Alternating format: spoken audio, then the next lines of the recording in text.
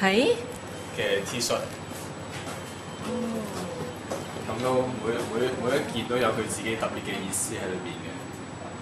咁嚟緊都會陸續就會有啲係女裝同埋童裝嘅 size， 呢個就中性啲，就男女都啱嘅。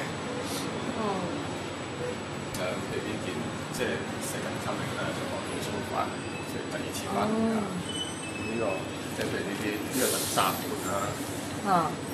咁樣仲雜款，咁後邊都有啲經文都擺喺度。抽出嚟嘅意思。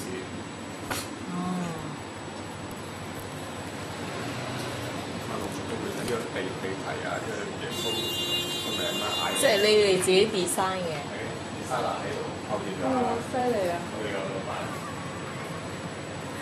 咁你哋間公司叫咩名啊？我哋間公司咧就係咧，冇錯啦，就係 HEA 啊。咁 hea 有咩意思㗎？hea 嘅意思咧，就梗係多啲客人嚟 hea 兼且幫襯啦，年青人。咁 hea 其實佢每個字其實獨立拆開咧都係有意思嘅，唔好限住就得，真係。